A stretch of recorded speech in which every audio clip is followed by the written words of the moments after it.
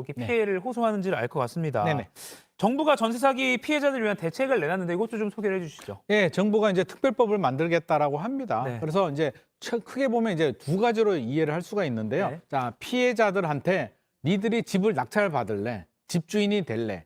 자, 집주인이 되겠다라고 하면 우선 매수권을 줍니다. 자, 경매 넘어가게 되면 어느 누구도 와도 마음대로 낙찰을 받을 수가 있는 거잖아요. 네. 그러면 법을 바꿔서 세입자한테 피해받은 세입자가 우선 매수를 원하면 우선 매수할 수 있게 해주겠다. 네.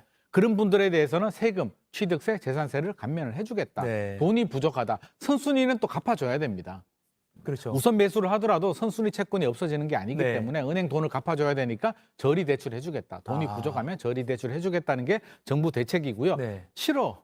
나는 내 집 마련하기 싫고 이거 내가 원하지도 않는 사기당한 빌라를 내가 받기 싫어 하시는 네. 분들은 그렇죠. 그런 경우 많죠. 쫓겨나면 안 되잖아요. 그래서 주거 안정성을 위해서 LH가 우선 매수를 해주겠다. LH가 집주인이 돼서 세입자한테 안전하게 임대로 거주할 수 있도록 해주겠다라는 게 정부 대책인데, 자, 세입자들은 정부 대책을 보고 이제 이렇게 또 생각을 합니다. 내 전세금은 어떻게 돌려받지? 안전하게 거주하는 거는 고마운 일인데 네. 내 전세금은 어떻게 돌려받을까? 이 부분에 대해서는 정부하고 이견이 있기 때문에 지금 진통이 예상이 됩니다. 그래서 지금 좀 피해자가 더 직접적으로 보호를 받을 수 있는 대책이 필요하다 이런 목소리가 계속 나오고 있는 거군요. 네네네. 자, 그럼 마지막으로 우리 전세 계약을 또 앞두신 분들 위해서 예를 들어 조카에게 조언을 한다는 생각으로 네네. 좀 쉽게 한번 조언을 해주시죠. 자, 예방이 최선인 것 같습니다. 네. 사기를 당하면 아무리 경매에 넘겨도 현실적으로 좀 내 전세금 온전히 받기도 어렵고요. 네. 정부가 모든 걸 해결해 줄 수는 없습니다. 보이스피싱도 많이 생기고 있는데 맞아요. 어떻게 정부가 다 해줄 수 있겠습니까? 자, 예방이 최선인데요. 네. 자, 제가 순서를 한번 알려드리겠습니다. 네. 자, 첫 번째 보이시죠? 신축 빌라, 그렇죠? 신축 빌라나 그렇죠? 우리 매매 전세 시세를 정확하게 확인하자.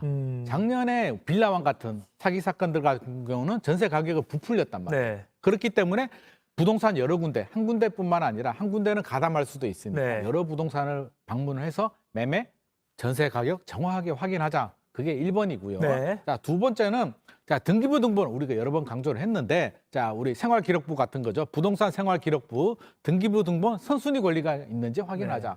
자, 등기부 등본을 계약할 때도 확인해야 되고요. 잔금할 때도 한 번 더 확인해야 돼요. 아, 그 사이에 또 대출을 받을 수도 있거든요. 네. 그러니까 두 번 반드시 확인하자.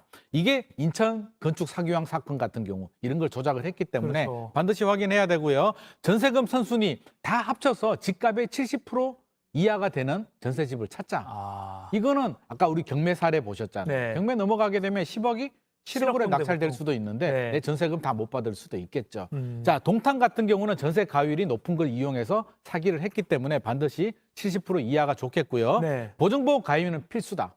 혹시라도 전세 가율이 70% 이상이 되면 찝찝하잖아요. 네네. 보증보험 반드시 가입을 하셔야 되고요. 계약서 쓸 때 보증보험 가입이 안 되면 이 계약은 무효로 한다라는 특약 네. 조항을 넣고 계약을 쓴 다음에 바로 보증보험 회사로 달려가십시오.